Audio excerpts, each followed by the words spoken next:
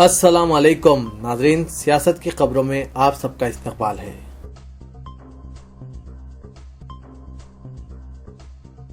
جرمنی میں کئی مسلم پناہ گزین عیسائی بننے پر مجبور ہیں۔ ایران اور افغانستان کے ترک وطن کرنے والے سینکڑوں مسلمانوں کو اس ملک میں پناہ دینے کے عوض عیسائیت قبول کرنے کے لیے مجبور کیا جا رہا ہے۔ ایران کے شہری محمد علی کوبر کی ایک چرچ میں پادری مارٹنس نے مذہب عیسائیت میں شامل کرنے کی رسم پوری کرائی۔ پادری نے چرچ میں جمع افراد کے درمیان محمد علی پر پانی چھڑکا اور اس کا نام محمد سے مارٹن رکھا گیا۔ ایران کے شہر شیراز کے محمد علی ایک کارپینٹر ہیں، پناہ حاصل کرنے کے خواہاں ہیں۔ انہیں اپنے مذہب اسلام سے دور ہو کر عیسائیت قبول کرنے کے لیے مجبور ہونا پڑ رہا ہے۔ اتوار کے دن مزید کئی افغانی اور ایرانی شہریوں کو مذہب عیسائیت میں شامل کیا جائے گا۔ ہزاروں پناہ گزینوں کو اپنی سرحدیں کھول دینے والے ممالک جرمنی اور آسٹریا نے بتایا جاتا ہے کہ ان مسلمانوں کو مذہب اسلام سے لاتعلقی اختیار کرنے اور عیسائی قبول کرنے کی ترغیب دیتے ہوئے پناہ دینے کی شرط رکھی ہے۔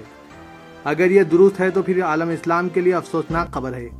محمد سے مارٹن بن جانے والے ایرانی شہری نے کہا کہ لوگ اپنے ملکوں کو خیر آباد کہہ کر جرمنی اور دیگر یورپی ممالک میں پناہ لینا چاہتے ہیں۔ میں ان تمام کو یہاں آنے کی ترغیب دے رہا ہوں تاکہ وہ اپنی زندگی سکون سے گزار سکیں۔ افغانستان میں جنگ کی تباہ کن صورتحال ہے تو ایران اور دیگر بڑی اعلیٰ ملکوں میں معاشی بدحالی نے شہریوں کو مایوس کر رہا ہے۔ تاہم جن لوگوں کے تعلق سے مذہب عیسائیت قبول کر لینے کی اطلاع دی گئی ہے، انہوں نے از خود کھل کر یہ نہیں کہا کہ انہوں نے پناہ حاصل کرنے کی خاطر اپنا مذہب ترک کیا ہے۔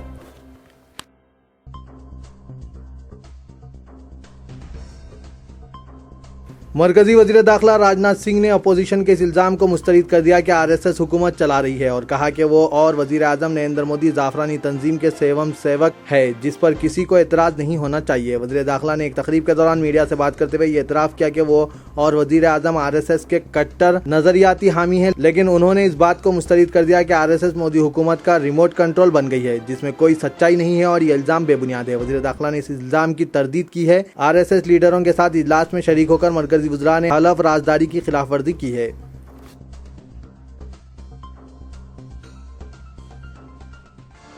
حکومت تلنگانہ میں ماہ رمضان المبارک میں ائمہ و مؤذنین کے لیے ماہانہ اعزازیہ کی اسکیم کا اعلان کیا تھا اور اب اس نے آٹو ڈرائیورز کے لیے نئی اسکیم بنائی ہے۔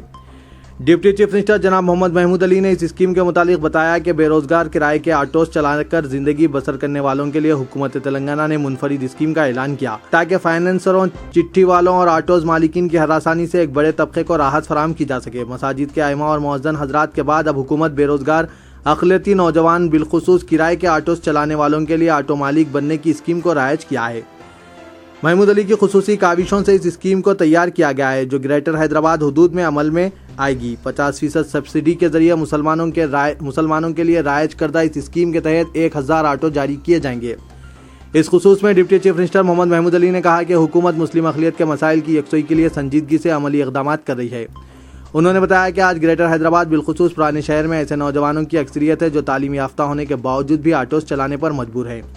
ان کی معاشی حالت انہیں ذاتی آٹوز کے حقدار بننے کی اجازت نہیں دیتی اور ان نوجوانوں کے کندھوں پر اپنے افراد خاندان کی کفالت کرنے کی ذمہ داری ہے اور کئی افراد سالوں سے آٹوز کرائے پر حاصل کرتے ہوئے زندگی بسر کر رہے ہیں۔ ان کا کوئی ذاتی آٹو نہیں ہے۔ عید، تہوار، شادی، تقاریب، تعلیم، طب جیسے موقع اور مسائل پر ان خاندانوں کو سوائے سود پر قرض حاصل کرنے کے کوئی اور راستہ نہیں رہتا۔ اس سنگین مسئلے کی یکسوئی اور راحت فراہم کرنے اسکیم کو شروع کیا جا رہا ہے۔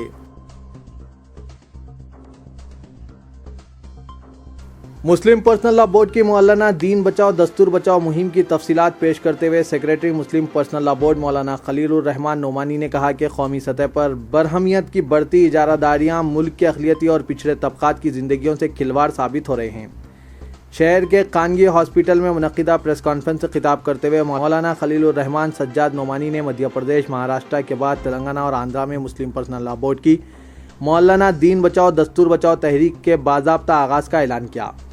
انہوں نے دین بچاؤ دستور بچاؤ مہم کے مقاصد پر روشنی ڈالتے ہوئے کہا کہ قومی سطح پر انتظامیہ اور دیگر اداروں میں برہمنیت کی بڑھتی اجارہ داریوں کے متعلق مسلمانوں کے بشمول دیگر اقلیتی اور پسماندگی، کاشتکار، دلت، پچھڑے اور قبائلی طبقات کے اندر شعور بیداری مہم چلانا ہے۔ انہوں نے کہا کہ مرکز میں BJP حکومت کے اقتدار میں آنے کے اندرون ایک سال 137 کرسچن اداروں کو منہدم کرنے کا کام کیا گیا۔ مولانا نے مزید کہا کہ پچھلے ایک سال کے عرصے میں ایک مخصوص طبقے کو کھلی چھوٹ دے کر مسلمانوں کے بشمول دیگر اقلیتی طبقات کے اندر احساس کمتری کا ماحول پیدا کیا جا رہا ہے، جو جمہوری ہندوستان کے لیے ایک سنگین خطرے سے کم نہیں۔ مولانا خلیل الرحمان نعمانی نے کہا کہ سیکولرزم کے ڈھانچے کو نقصان پہنچانے والی ہر سازش کے خلاف منظم تحریک چلاتے ہوئے قومی سطح پر پسماندگی کا شکار طبقات کو جوڑنے کے لیے مسلم پرسنل لا بورڈ کی جاری مہم کو ملک کے کونے کونے میں لے جانے کا کام کیا جائے گا۔ ایک سوال کا جواب دیتے ہوئے مولانا خلیل الرحمان نعمانی نے مرکزی حکومت کے کام کاج اور اقدامات کے متعلق RSS کو رپورٹ پیش کرنے کے واقعات کی شدت کے ساتھ مذمت کی۔ انہوں نے کہا کہ یہ افسوسناک اقدام ہے جس کی ہر گوشے سے مذمت کی جا رہی ہے، باوجود اس کے مرکزی حکومت عوامی جذبات کو نظر انداز کرتے ہوئے RSS کو حکومت کی کارکردگی کے متعلق رپورٹ پیش کرنے میں کسی بھی قسم کی شرمندگی محسوس نہیں کر رہی ہے۔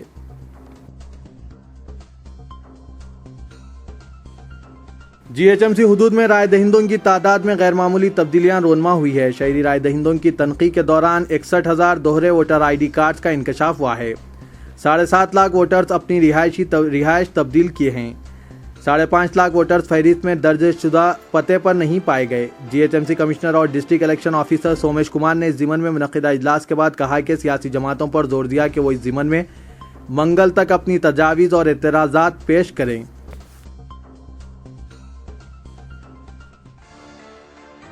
چیف منسٹر کے چندر شیکھر راؤ کے دورے چین کے شیڈول میں معمولی تبدیلی کی گئی ہے۔ چیف منسٹر اب 8 سپٹمبر کے بجائے 7 سپٹمبر کو چین کے دورے پر روانہ ہوں گے۔ وہاں KCR ورلڈ اکنامک فورم کے اجلاس میں شرکت کے علاوہ چینی کمپنیوں کے اعلیٰ حکام کے ساتھ ملاقاتیں بھی کریں گے۔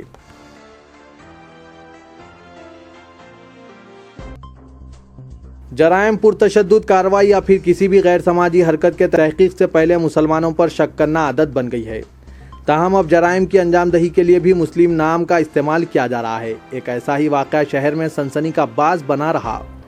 سارق نے مسلم نام کا استعمال کیا اور اس کے حقیقی نام کا اس وقت تک انکشاف نہ ہو سکا جب تک اس کو گرفتار نہیں کیا گیا۔ بنجارہ ہلز میں واقع ہارلی ڈیوڈسن شو روم سے موٹر بائیک کا سرقہ کر لیا گیا۔ سارق نے ٹرائل رن کے بہانے موٹر سائیکل کے ساتھ فرار اختیار کر لی۔ تعجب کی بات تو یہ ہے کہ social networking site, website اور واٹس ایپ جیسے ایپس پر موٹر سائیکل سے زیادہ سارق کے نام کا شور مچا ہوا تھا۔ اس وقت تک نامعلوم سارق کی کوئی شناخت نہیں تھی۔ کچھ دیر بعد طاہر نام کا بول بالا شروع ہو گیا کہ طاہر نامی کسی شخص نے ہارلی ڈیوڈسن جیسی موٹر سائیکل کا سرقہ کر لیا، تاہم اس کی جانب سے دیے گئے پتے پر کسی نے توجہ نہیں دی۔ موٹر سائیکل کے ساتھ جس شخص کو ممبئی سے جمعے کے دن گرفتار کیا گیا، اس کا نام ٹی کرن ہے، جو IIT مدارس سے فارغ اور ONGC کا ملازم بتایا گیا ہے۔ تاہم اب کرن کی حقیقت منظر عام پر آنے کے بعد بجائے اس کے جرم کی تشہیر کرنے کے اس کی تعلیمی قابلیت اور خاندانی حیثیت کو پیش کرتے ہوئے اس سے ہمدردی کا ناخود اظہار کیا جا رہا ہے، بلکہ عوامی ہمدردی حاصل کرنے کی کوشش کی جا رہی ہے۔ میڈیا اور سوشل میڈیا کے متعصب رویے میں پولیس کا رول کافی ڈپلومیٹک سمجھا جا رہا ہے۔ پولیس قانون کے لحاظ سے چاہے کوئی کیوں نہ ہو اسے مجرم تصور کرتی ہے اور قانونی گنجائش کے تحت کام کرتی ہے، تاہم پولیس ایک مجرم کے خلاف جاری ہمدردی اور تشہیر کو روک نہیں رہی ہے۔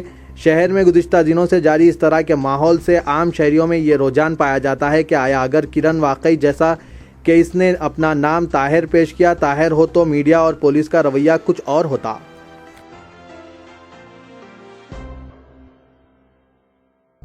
بالی would super star Salman Khan کے مداحوں کے لیے اس ہفتے کی سب سے بڑی خبر ہوگی کہ اس سال بھی کلر چینل کے ریالٹی شو بگ باس کے سیزن 9 کی سلمان خان ہی میزبانی کریں گے۔ پچھلے سیزن میں شو کے درمیانی حصے سے سلمان خان کے چلے جانے کے بعد یہ افواہیں گشت کرنے لگی تھی کہ سلمان خان اس کا 9واں سیزن نہیں کریں گے۔ یہ بھی کہا جا رہا تھا کہ اب کے بار یہ سیزن رنویر سنگھ یا رنبیر کپور ہوسٹ کریں گے۔ ایک معتبر ذرائع نے بتایا کہ سلمان خان نے سیزن 9 کی میزبانی کے لیے کلر چینل والوں سے زبردست فیس کی مانگ کی ہے، لیکن میڈیا والوں نے جب سلمان سے بگ باس کے بارے میں ربط قائم کیا تو انہوں نے کہا کہ چینل والوں نے ان سے ابھی اپروچ نہیں کیا ہے اور وہ سمجھتے ہیں کہ اس شو کا 9واں سیزن فرح خان ہوسٹ کرے گی۔ انہوں نے یہ بھی کہا کہ پچھلے سیزن میں ان کے شو کو چھوڑ جانے کے بعد فرح خان نے اسے ہوسٹ کیا تھا جب اس شو کی TRP کافی بڑھ بھی گئی تھی۔ تو یہ تھا آج کا خبرنامہ، دیجیے اجازت، اللہ حافظ۔